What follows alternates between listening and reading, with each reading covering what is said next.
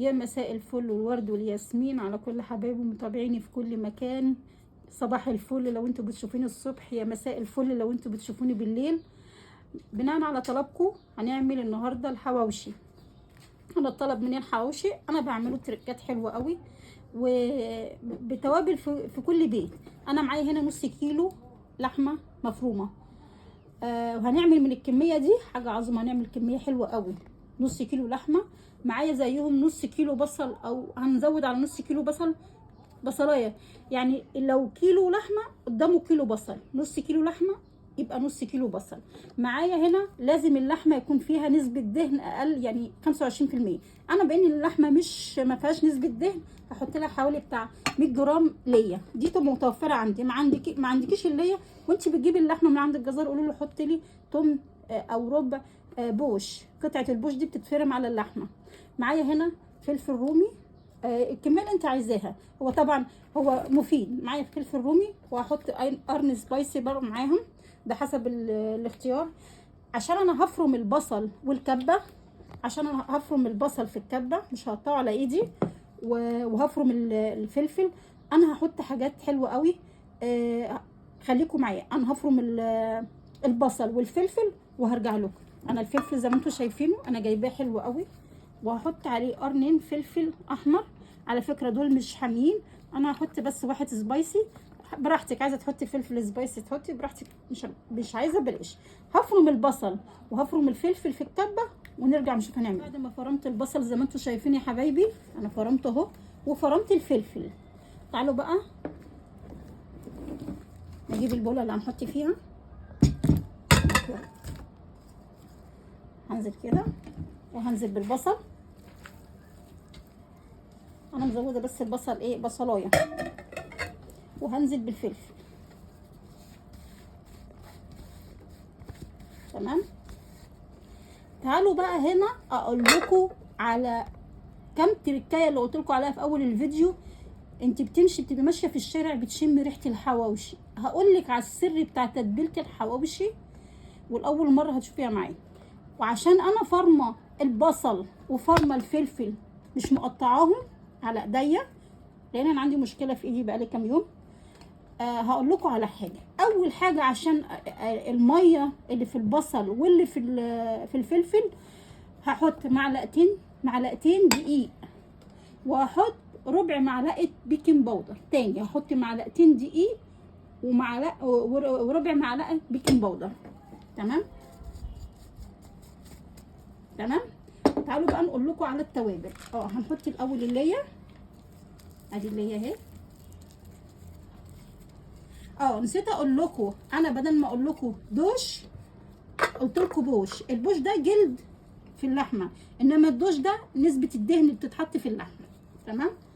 تعالوا بقى هنا هنحط هنا دي توابل حواوشي. هحط منها معلقه يعني معلقه وربع كده، عشان احط توابل تانية.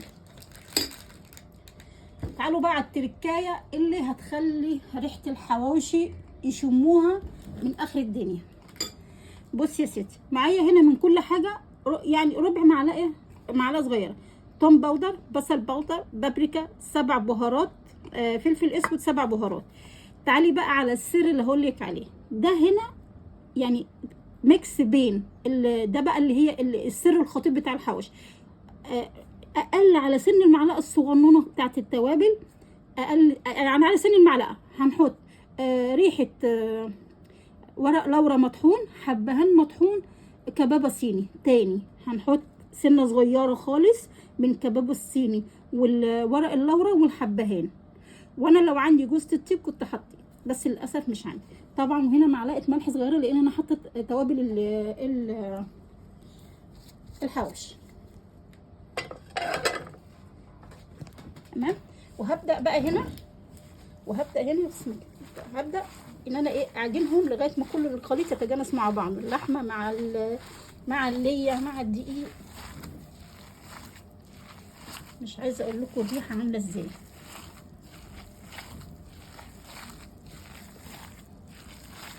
يبقى نص كيلو اللحمه بتاخد نص بصل، بتاخد كميه الفلفل اللي انت تحبيها. نحط حوالي ربع كيلو فلفل. عايزه اقول لكم الريحه بجد تحفه. وبص بنص كيلو رمالي ازاي، بركه ربنا. انا حاطه له البصل ده كده نص كيلو. معلقتين الدقيق دول هيمتصوا السوائل اللي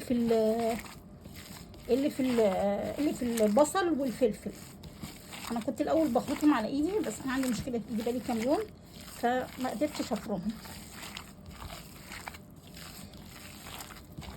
عايزه اقول لكم تحفه تحفه، الريحه جميله.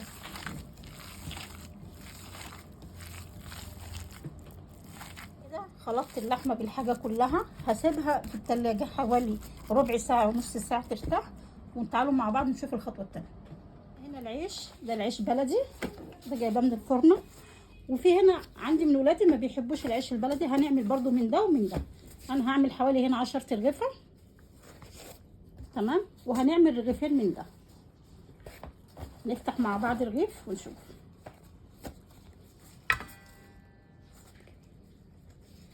بصوا العيش البلدي هو بيبقى حلو قوي في العيش البلدي.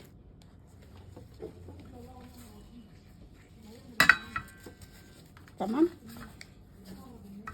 هنا اللحمه هنا بعد ما طلعتها من الثلاجه انا سبتها بس تشمع. اهي سبتها تشمع. هاخد بقى كوره،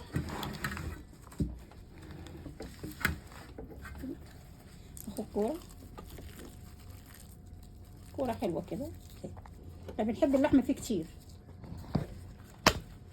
بصي بقى هقولك على معلومه حلوه، املي الرغيف لحمه، لان طبعا انت عارفه طبيعه اللحمه، اي لحمه بتكش في التسويه.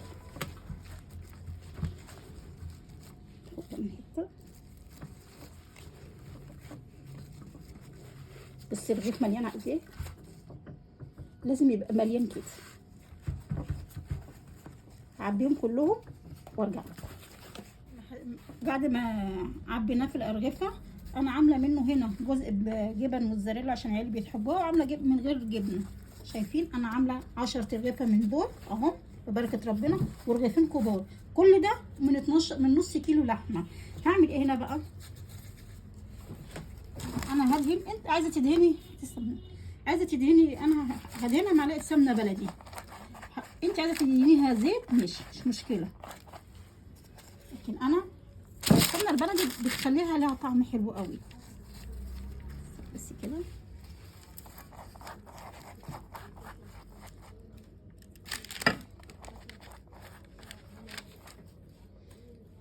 انا بس يا دوبك فرشه بس تحمر لي الوش اهو، ان هو دسم وحلو وجميل.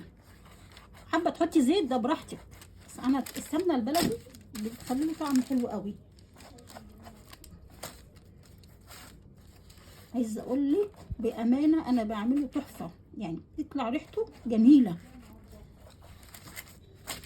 هكمل الكميه كلها وادخلها الفرن ونرجع لكم بعد ما طلعناه من الفرن. تحفه تحفه، ولا الريحه جباره بامانه. انا مش ملاحقه على اولادي عمالين يخطفوا مني. انا جبت هنا فحمايه، احط شويه زيت وهناخد تيست الشوي.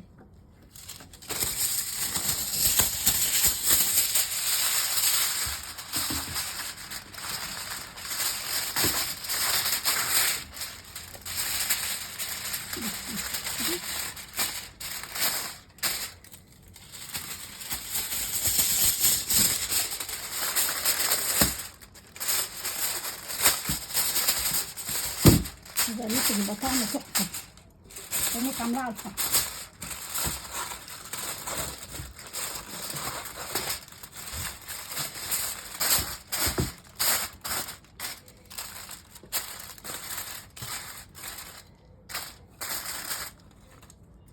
ياخد بس تست الفحم والربع.